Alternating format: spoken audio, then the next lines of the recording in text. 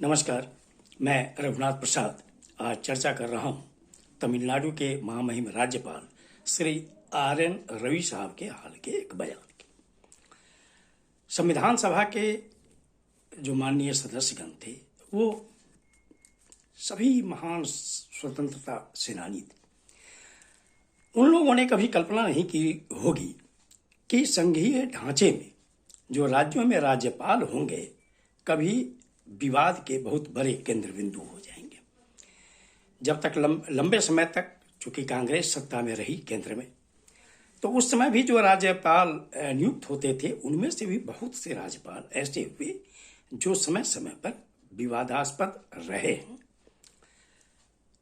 1998 से लेकर 2004 तक एनडीए की सरकार थी जिसमें 24 दलों का गठबंधन था, जिसका नेतृत्व भारतीय जनता पार्टी के नेता माननीय श्री अटल बिहारी वाजपेयी जी के हाथ में था।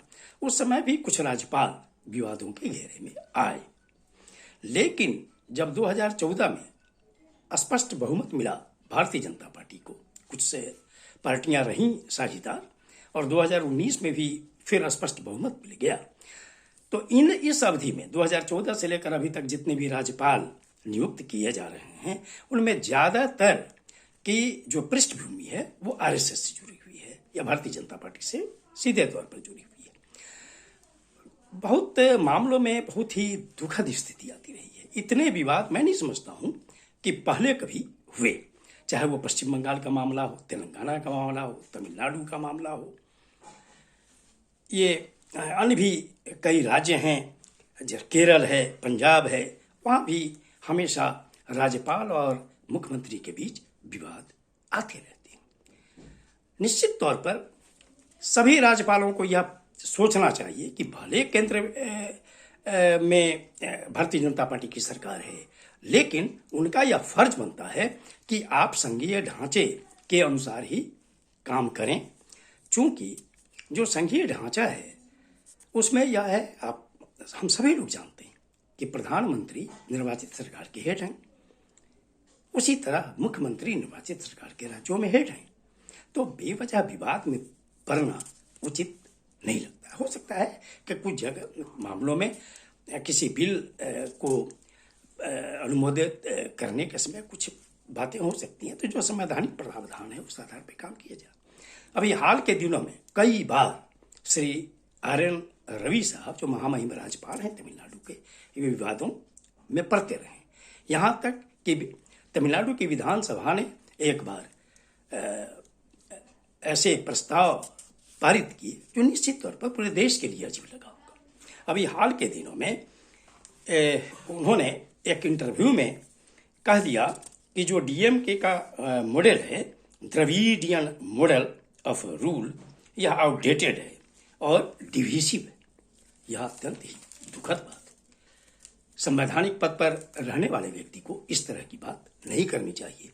वैसे भी हमारे देश के संघीय ढांचे में दक्षिण भारत के जो राज्य हैं बहुत सेंसिटिव रहे हैं, चाहे वो भाषा का मामला हो या उनकी संस्कृति का मामला हो, वो काफी सेंसिटिव रहे हैं। इसलिए ऐसी बातें कभी नहीं करनी चाहिए जो निश्चित तौर पर विवाद को पैदा करे। 2021 में एक किताब छपी थी द्रविडियन मॉडल पर, उसके राइटर्स हैं A कलैया-रासन और M विजय भास्कर। उन्होंने कभी ये अनुमान नहीं किया होगा कि ये द्रविडियन मॉडल कभी विवाद का कारण बनेगा। मैं यहाँ पर चर्चा करना चाहूँगा एक प्रोफेसर, एक farmer IAS Shri S Narayanan साहब का, जो श्री अटल बिहारी वाजपेयी जी के इकोनॉमी एडवाइजर हुआ करते थे। उन्होंने भी एक किताब लिखी है और उस किताब में उन्होंने लिखा है कि DMK, AIADMK empowered the backward classes of the state। जो राज्यपाल महोदय ने जो बातें कही उसकी तीखी प्रतिक्रिया होनी थी, इसीलिए स्वाभाविक है कि सत्तारूढ़ दल DMK की ओर से उनके जो मीडिया रिलेशन विंग के हेड है प्रोफेसर J कंस्टेंटाइन रविंद्रन, उन्होंने कड़ी प्रतिक्रिया की और उन्होंने कहा कि गवर्नर पॉलिटिकली मोटिवेटेड नजरिए से वो उन्होंने अपना इंटरव्यू दिया है जो सच को नहीं बयां करता है। Senior DMK leader Shri TKS Elangovan ने कहा कि unlike what Ravi claims, even North Indian states today follow the Dravidian model. This model is about equality and social justice. DMK leaders ने वहाँ के एजुकेशन सिस्टम पर भी बहुत लंबी बातें कही कि एजुकेशन सिस्टम वैसे भी जो द्रविडियन मॉडल है जो सरकार का, वो काफ़ी अच्छा है, काफ़ी बहुत ही बढ़िया है. मैं अनुरोध करना चाहूँगा न केवल तमिलनाडु के महामहिम से वरन अन्य राज्यों के भी महामहिम राज्यपालों से कि निश्चित तौर पर विवादों से बचना चाहिए.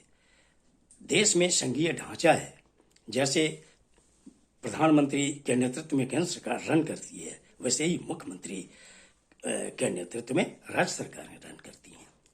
जहाँ तक तमिलनाडु का सवाल है, वो सामाजिक न्याय के बहुत बड़े बड़े लोगों की वो जमीन रही है. पेरियार रामासामी नायकर की भूमि है, वो अन्नादुरै की भूमि है, करुणानिधि की भूमि है, MG रामचंद्रन की भूमि रही है. और तमिल जो इन्होंने कहा है द्रविडियन मॉडल पर, इसका विरोध निश्चित तौर पर तमिलनाडु की सभी पार्टी, चाहे वो सत्ता में हो या विपक्ष में हो, DMK, AIADMK, PMK, MDMK सहित जो वामपंथी पार्टियां हैं, वो भी इनके बयान से क्षुब्ध होगी और निश्चित तौर पर इनके बयान का विरोध करेगी. इससे बचना चाहिए. ये हमारे देश के हित में है, देश के संघीय ढांचे के हित में है. ये वीडियो आपको अच्छा लगा हो तो निश्चित तौर पर लाइक करें, शेयर करें. आपने अब तक मेरे चैनल को सब्सक्राइब नहीं किया तो सब्सक्राइब करें, बेल आइकन को बस टच करें ताकि मेरे हर आने वाले वीडियो का नोटिफिकेशन आपको तुरंत मिल जाए. आप सभी लोगों के लिए शुभकामनाएं. धन्यवाद. जय.